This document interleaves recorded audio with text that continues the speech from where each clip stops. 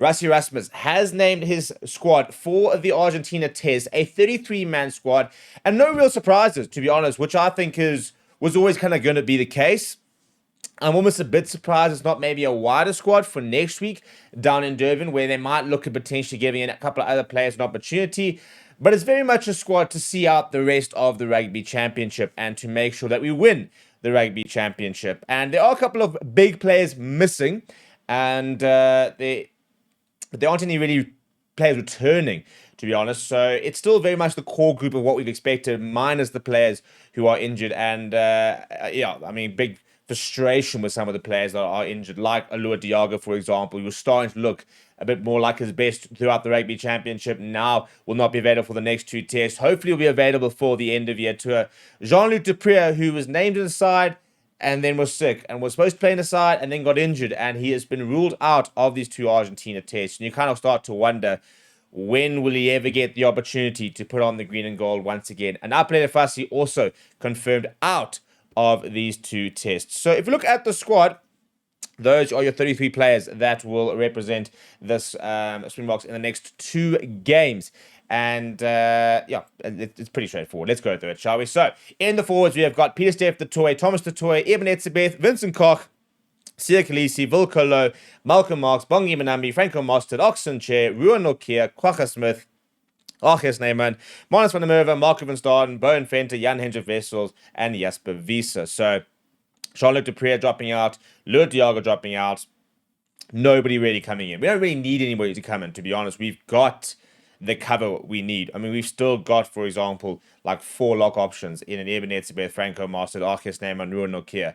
So you've got pretty much every single position covered there. The only sort of maybe question mark is that there's only one out-and-out 8th man in the form of Jasper Wiese, but we've already seen Siya Kolisi play there, so he will cover the number 8 jersey. And apart from that, you've got all the cover you need in there as well. In terms of the backs, Damien Delende, Faf de Klerk, Andre Esterhazen, Sasha Feinberg-Gomezulu, Ethan Hooker, Cheslin Colby, Jesse Creel, Marnie Liebok, Makazole Mapimpi, Kanan Moody, Honjay Pollard, Kobus Reinach, Morne van den Berg, Damian Willemse, and Grant Williams. The big a surprise for me here is Makazole Mapimpi retained whilst Edward van der Merwe is fit. And it goes to show how timing is everything. I personally would have Edward van der Merwe ahead of a Makazole Mapimpi, who doesn't seem to be sort of playing at the moment, doesn't seem to really be within the sort of top 4-5 wings at the moment, as hasn't really played at all much of the season. And I think that Ethan Hooker, the way he played against New Zealand, for example, has become really difficult to drop him. And I think that he's all of a sudden gotten himself ahead of Makazole Mapimpi, in which case I think there's far more value in having Edward van der Merwe in the squad to be around the squad and to continue training and aligning with them than Mapimpi, who I just don't think gets to the next World Cup. I think that's the only reason that I'm surprised he's there. I just don't see him getting to the next World Cup.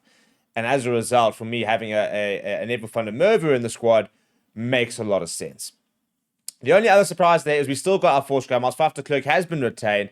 And Morne van den Berg, we haven't seen him. I reckon we might see him in Durban. And I think that it'll be a big opportunity for him to potentially play with a Sasha, for example, maybe play with a Marnie Liebok. I do think we'll see him within the next 2 tests, as well as potentially Faf de Klerk, because we look at something like a Vincent Koch. We have not seen Vincent Koch yet in the Rugby Championship. We have not seen Faf de Klerk in the Rugby Championship yet. Bongi Mbonambi, I think he's moved down to almost even 4th choice hooker at the moment, because Jan Hendrik Wessels is an option at hooker. You've got Marnus van der Merwe, who I really rate. And all of a sudden, you've got to look at, planning-wise, where does Bongi Mbonambi fit in? Is he there for experience and as a safety net, or is he still pushing for the number 1 or 2 spot? And I think what we saw against the All Blacks is a lot of these players taking their opportunities. And as a result, they're becoming quite difficult to leave out. But this coaching staff almost feels like they don't want to phase out some of maybe the older players. Like for me, Vincent Koch, I don't think, he's somebody that we could replace within the squad. I think Mapimpi could potentially be replaced in the squad. I think Mbonambi, for example, doesn't necessarily need to be in the squad. And we're looking at apparently about taking about 30-odd players over to New Zealand. So very interesting to sort of see how that all kind of pans out and what the plans are with regards to our next 7 tests, the final 7 tests of of the year. And we're going to go into what Rassie Erasmus has to say about the test tour. So in terms of injuries, for example, the immediate ones from the initial squad were Loic de Jager, Jean-Luc Dupré, and Après Lefassi. He then lists Gerard Stennekamp, Frans Balherbe, Sam Murat, and Kurtley Arendse on the injury list. So, for example, somebody like Ntuka Tunu, for example, is fit and available, but not picked. Adolf van der Merwe is fit and available, not picked. Asante Ntlabakanye is available, but they're not picking him until he sorts out his sort of whole defense with the doping charges at the moment. So they're basically leaving him for there. So there's 18 forwards and there are 15 backline players. They will meet in Durban and start with the camp. So basically, I think the medical assessments on Thursday, which is obviously tomorrow. There are further 3 players could be added to the group later in the week, with a group up to 30 players set to travel to London. So I think if you look at those 3 players potentially, going through medical assessments, I wonder if an Adolf van der Merwe is one of those players, for example, in terms of he's back and played apparently a preseason game for the Sharks, but is he fully fit? Can he be added to the squad? Is he sort of ready there? I'll be interested to see who the other 2 players are. Maybe Ntuka Tunu is one of those players, for example. Or maybe it's it's somebody like even